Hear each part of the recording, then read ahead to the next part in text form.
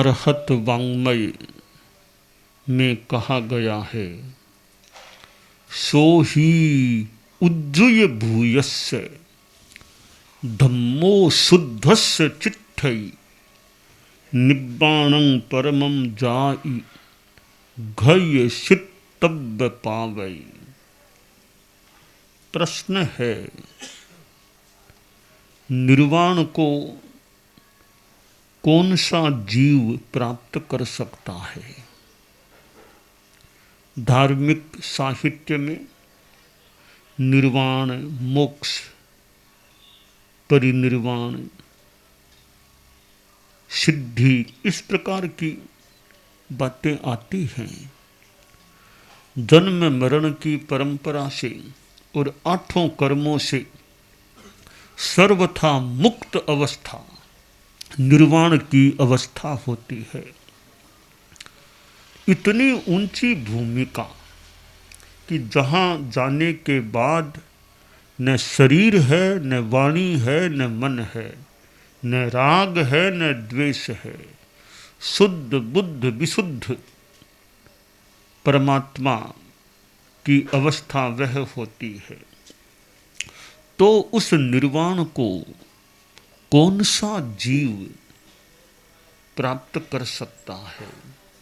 जैसी सिद्धांत मान्यता है, मनुष्य के सिवाय और तो कोई भी जीव सीधा डायरेक्टली निर्वाण को प्राप्त कर नहीं सकता।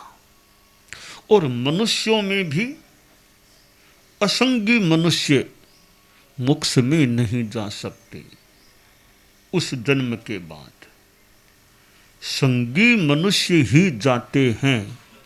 और संगी मनुष्यों में भी वर्तमान में इस यहाँ के हमारे भरतक क्षेत्र से भी मनुष्य मोक्ष में नहीं जा सकते। यह एक मान्यता है।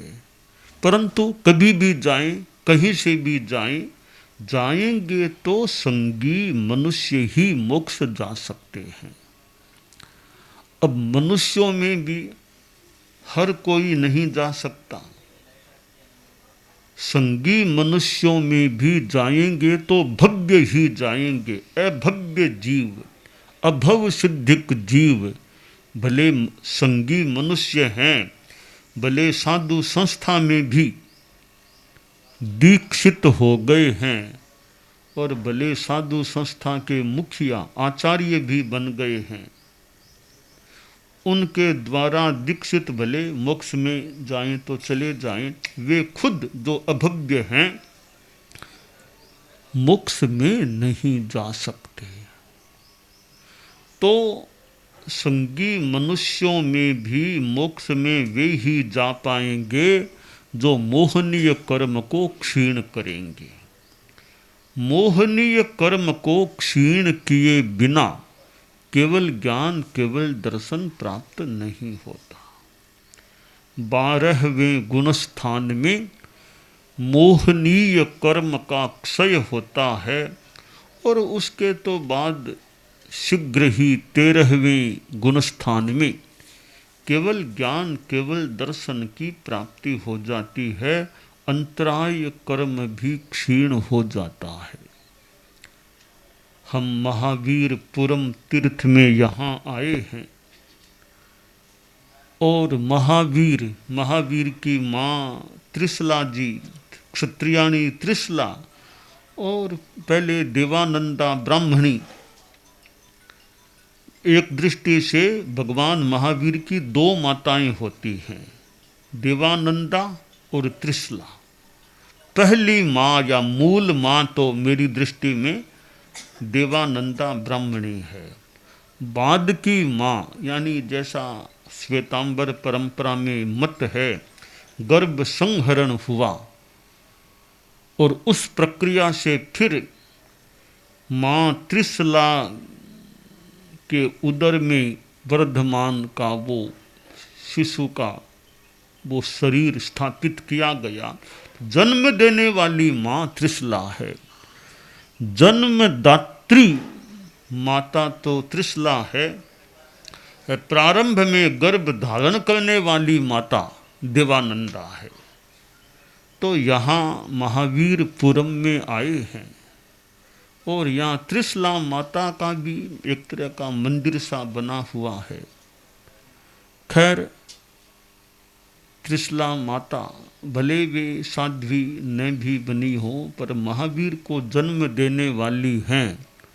तो हमारे जो आराध्य भगवान महावीर, उनकी जन्मदात्री माता त्रिशला, और ऐसे महापुरुष को जन्म दिया, जैसा कि मानतुंग ने भक्तामर में भगवान ऋषभ की स्तुति में कहा है, स्त्रीणां शतानि शतसो जनयन्ति पुत्रान् नान्यासुतं त्वदुपमं जननी प्रसूता सर्वादिशो दधति भानि सहस्ररश्मिं प्राच्येव दिग्जनयति स्फुरदंशुजालम्।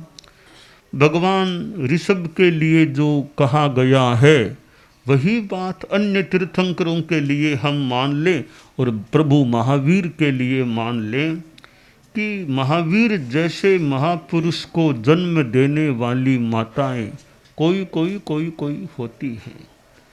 तो भगवान महावीर ने भी मोक्ष को प्राप्त किया, पर पहले कितनी साधना की है। इस वर्धमान या महावीर के भव में लगभग 12.5 वर्षों तक जो तप तपा, जो साधना की, वो तो इस भव की है। इस भव से पहले के जन्मों में हमारे यहाँ 27 भवों की जो बात आती है, 25वें भव नंदन राजर्षि के भव में भी कितनी तपस्या की थी, कितने मास खमन कर लिए थे, 11 लाख से भी ज्यादा मास खमन, जो भी तप, कितनी तपस्या। और उस भव में ही तीर्थंकर नाम गोत्र का अर्जन किया, बंधन किया था।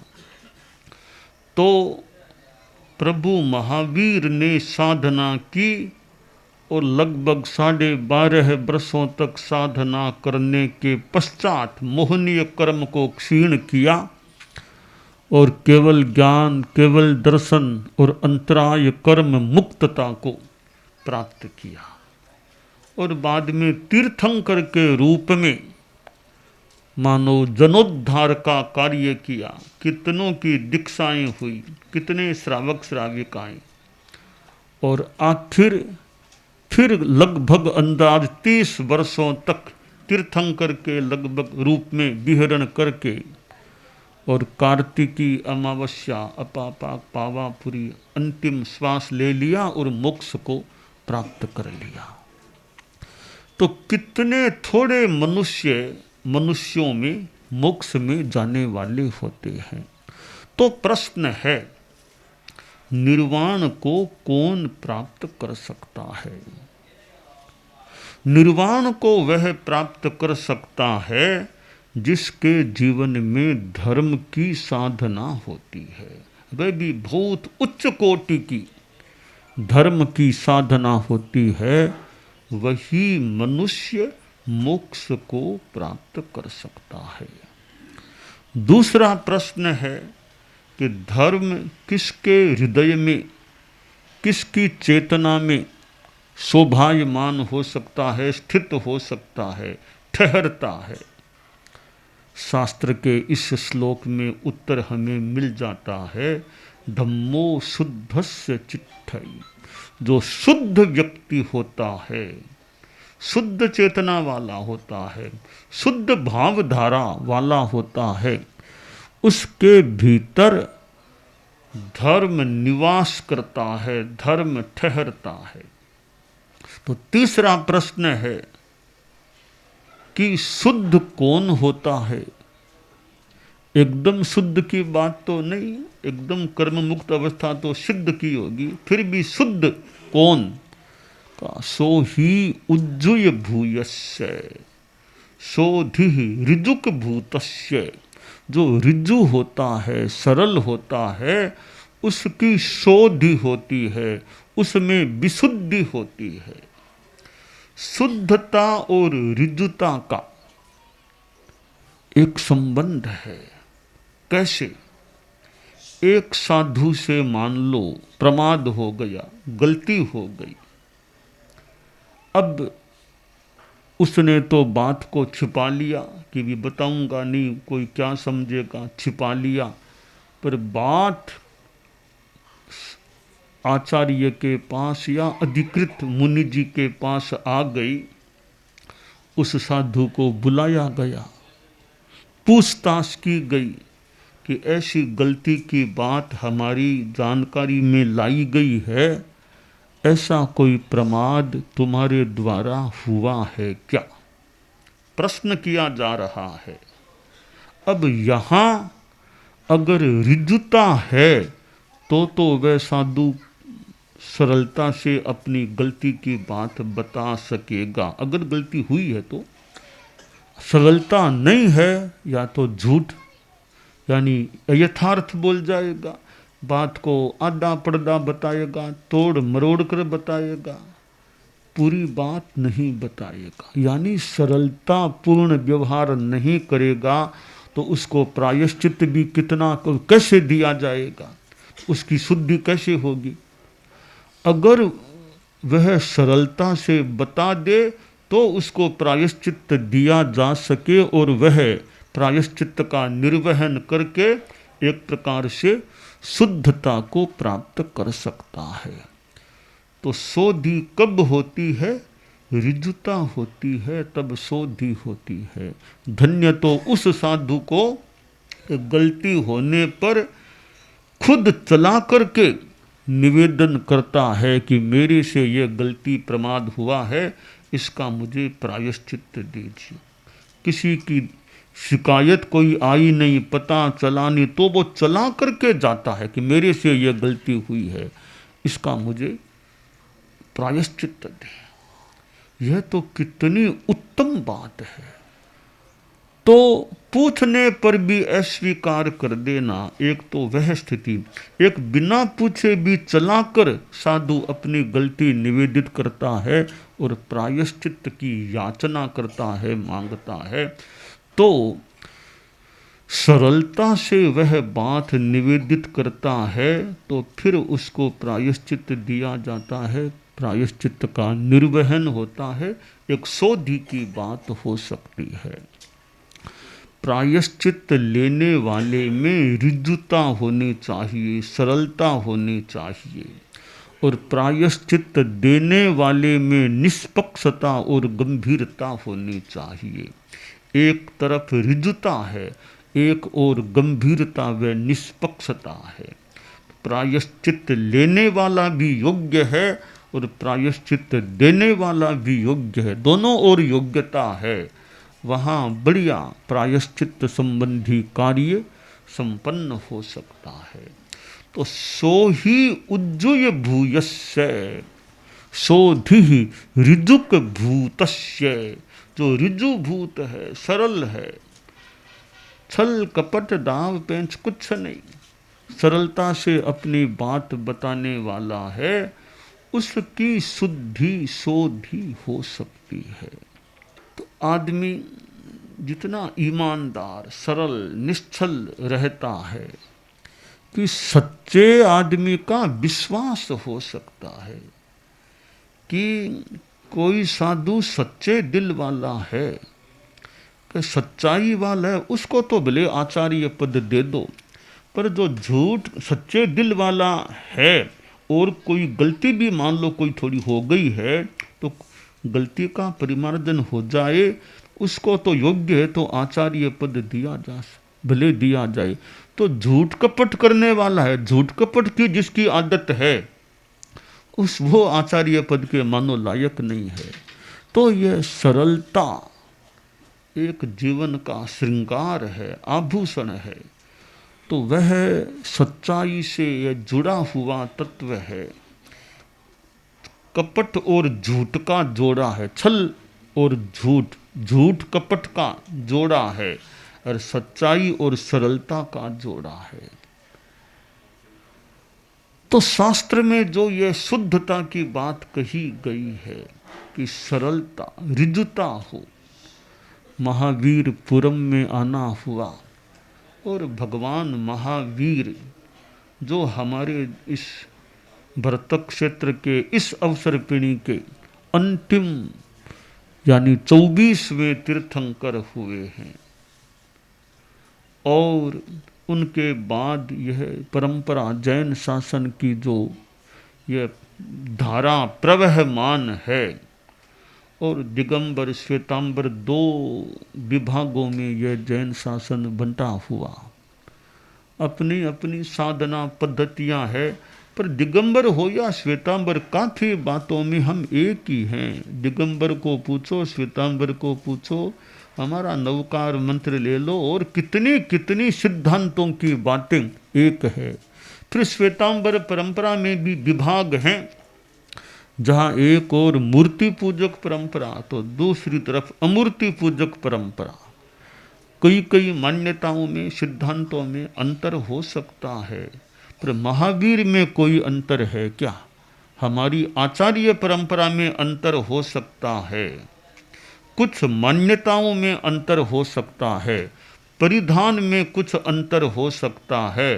कोई पूछे महावीर को मानते हो या नहीं, तो महावीर को श्वेतांबर हो या दिगंबर, मूर्ति पूजक हो या अमूर्ति पूजक, महावीर से दूर कैसे हों? कि महावीर तो सबके हैं, हमारे परम पिता मान लो। 4 बेटे हैं, बेटों के अलग अलग मकान है, क्योंकि आपका पिता पिता चारों का एक ही है। तो इसी प्रकार जैन शासन में भी अनेक ये संप्रदाय परंपराएं हैं, पर परम पिता महावीर तो मानो सबका है।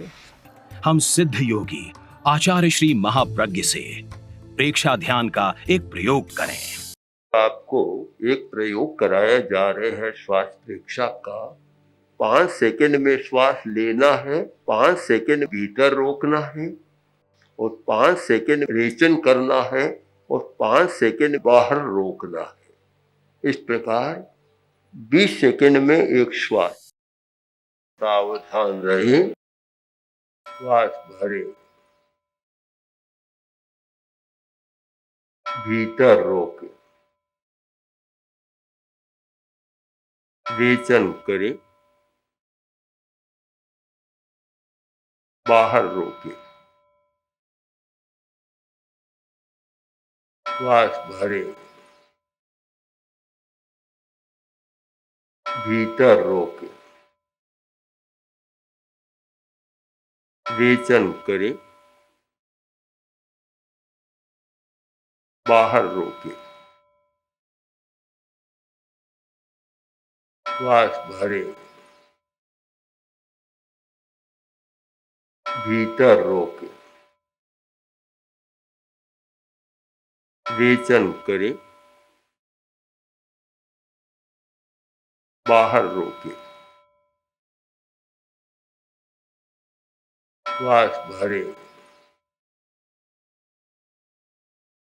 भीतर रोके, रेचन करे, बाहर रोके, श्वास भरे, भीतर रोके, रेचन करे, बाहर रोके, श्वास भरे, भीतर रोके, रेचन करे, बाहर रोके, श्वास भरे, प्रयोग संपन्न। तो ये ध्यान के बहुत छोटे प्रयोग कराए हैं और इनका स्वयं बार बार अभ्यास करें तो एक अच्छा अभ्यास हो सकता है। ओम आत्मा।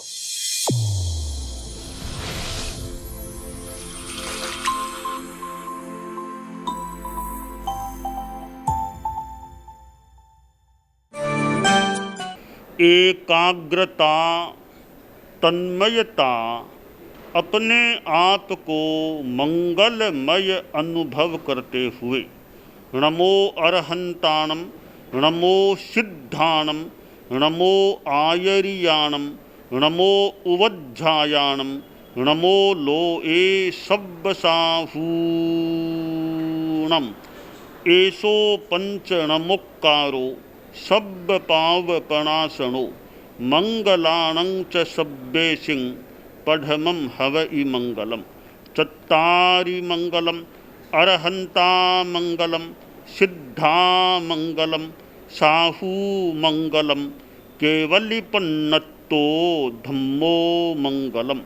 चत्तारि लोगुत्तमा, अरहंता लोगुत्तमा, सिद्धा लोगुत्तमा, साहू लोगुत्तमा, केवलिपन्नत्तो धम्मो लोगुत्तमो।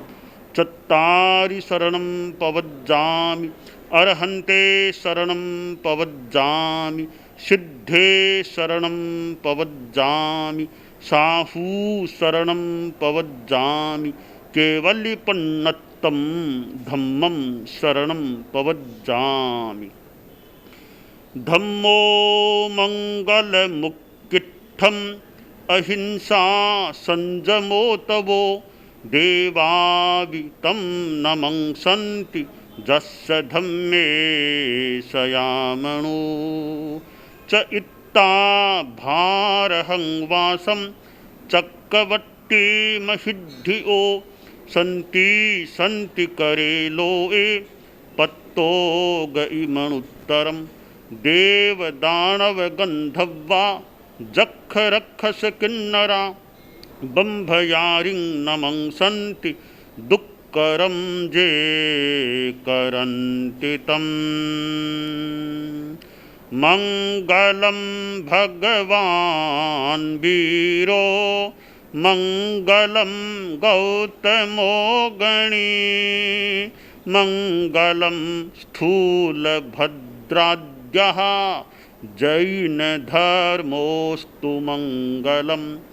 मंगलम मतिमान भिक्षुः, मंगलम भारमल्लकः, मंगलम रायचंद्राद्या, मंगलम तुलसी गुरुः, महाप्रज्ञोस्तु मंगलम। तेरा पंथोस्तु मंगलम। विघ्न हरण मंगल करण, स्वामी भिक्षुनो नाम।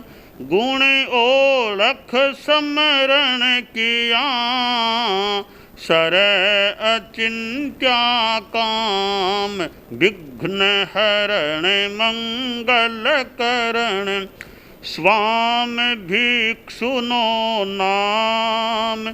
गुण ओळख समरण किया, सर अचिंत्या काम। विघ्न हरण मंगल करण, स्वामी भिक्षुनो नाम।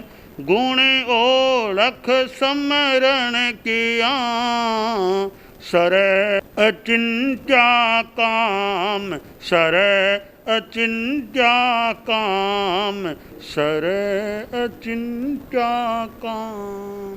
एक दिवसीय त्याग आज आज के लिए धारणानुसार त्याग है।